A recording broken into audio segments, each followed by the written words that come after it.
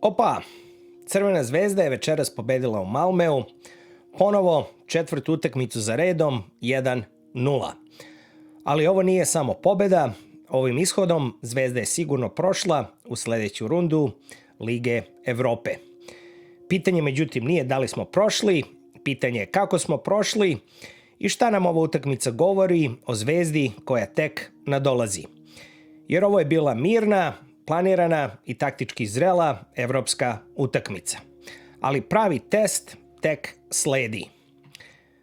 Da stavimo utakmicu u kontekst, znači teški uslovi, -10, jak vetar, veštačka trava, Elada stadion pun Delija.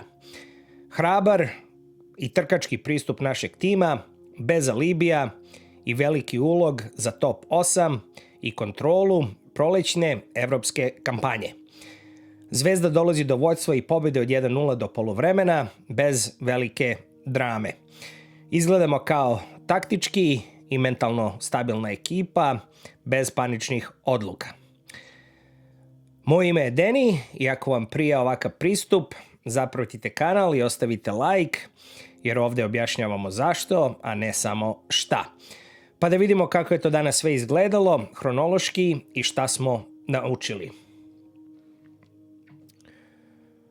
Utakmica je bila najavljena tako što će Zvezda igrati u 4-4-2, ali to nije bila realnost. Kao što sam najavio, Zvezda igra u bazi 4-3-3, ali sa izrazito fluidnim transformacijama.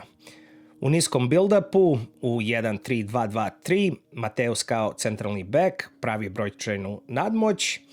U srednjoj fazi stojimo 3-4-3 gde bek ulazi u sredinu i ofanzivni vezni napada zadnju liniju.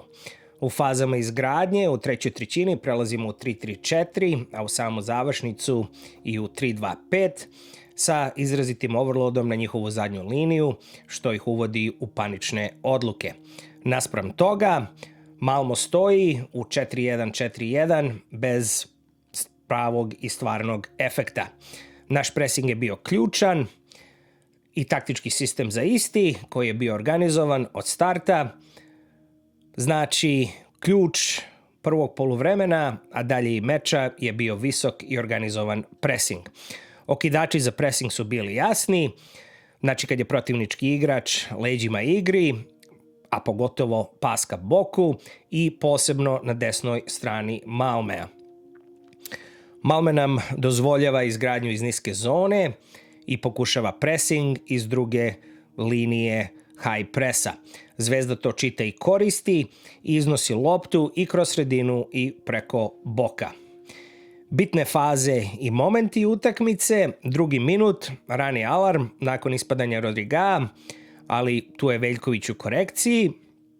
Zatim od 5. minuta potpuna teritorijalna kontrola Zvezde. Vidimo third man kombinacije, dijagonalne promene težišta igre i dosta lepe za oko kombinatorike kako bi zadržali posed lopte. Ja lično volio bih da vidim više izolacija 1 na 1 i ulazaka u dribling u samoj završnici, ali ok. Zatim u centru odnos naših srednjaka, igrača srednje linije terena, 3 na 2 igrača Malmea funkcioniše savršeno. Zatim dolazi gol za nas, a on dolazi kao posljedica strukture. Dubinski pas, Rodrigao kao katalizator, Arnautović izvrsna kretnja u dubinu, pravi targetment, link up pas i završnica Kostova na ulazak iza leđa protivnika. Do poluvremena mi imamo kontrolu ritma, a Malme preti uglavnom iz prekida. Detalje gde se igralo najviše i u kojim zonama imate na ekranu. I kada Malme pokuša da podigne ritam, Zvezda ima pravi ventil. Reciklira loptu unazad, bez panike i resetuje igru, a široka postavka naše formacija otvara dosta linija dodavanja uz pravovremeno pojavljivanje na loptu iz srednjeg reda. Arnautović kao target man primiruje igru i povezuje linije. Katei izuzetno aktivan bez i sa loptom, a kolektivni kontrapresing drži utakmicu pod kontrolom. I ako ste srećni večeras, udarite like i zapratite kanal Tactical Pitch.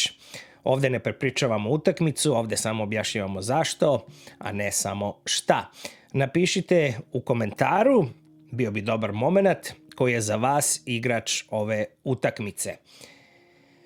Po meni se istakao Kostov golom sa preporođenim Katajem uz pomoć bekova. Njih dvojica su nosili kreaciju ka napred, pogotovo u prvom poluvremenu. Uz asistenciju Arnautović važan u link-up igri i kreaciji protiv niskog bloka, tako da možemo reći još jednom, u krucijalnim momentima bez starca nema udarca. Upitnik je meni bio Lučić na desnom krilu, ali po meni slab sistemski uticaj, više pitanje uloge nego kvaliteta igrača. I uz njega Rodrigao na momente nije problem samo njegova brzina, nego brza postavka i reakcija na situacije na terenu. Tako da je Veljković čupao kestenje i odigrao veoma zrelu utakmicu. Bekovi su se takođe istakli u pozitivnom smislu i generalno timski vidi se napredak iz prošle ere Milojevića, pa mogu reći da je ovaj rez bio na mestu. U 55. minutu, tek po prvi put, ulazimo u niski blok 4-1-4-1, ali bez pasivnosti.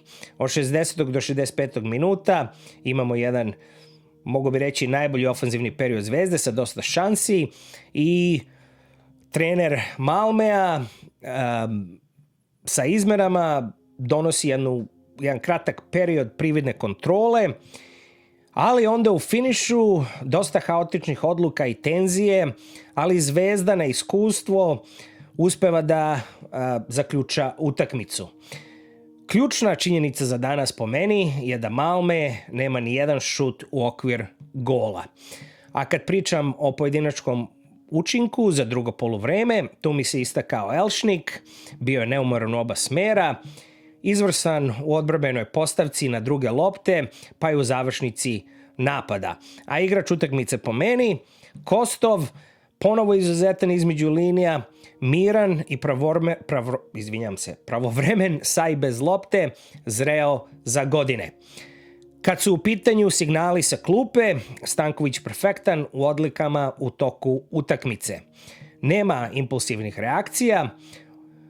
Oko 70. minuta Ivanić ulazi za kontrolu poseda, Duarte za svežinu, Lučić izlazi radi defanzivne stabilnosti, a menja ga Stanković i Handel ulazi pred sam kraj kako bi se utakmica stavila pod katanac. A statistika, kratko i samo šta govori, naš XG 1.66 prema 0.42, rekao sam već, Malme 0 šuteva u okvir gola i svi šutevi su bili traljavi, ishitreni, mnogo njih daleko van okvira gola. 38% igre u njihovoj trećini, samo 18 u našoj, imali smo 53 ulaska u završnu trećinu, a 39 čišćenja iz niskih zona Malmea. To, po meni, je panika kao nusprodukt intenziteta u igri Zvezde i očigledne terenske nadmoći. I večeras Zvezda je bila stabilna, mirna i planirana. Prvi test je položen, iskorak ka modernom fudbalu postoji, pravi test tek dolazi protiv Celte Vigo. Publika odlazi zadovoljna, a mir se vraća oko Marakane.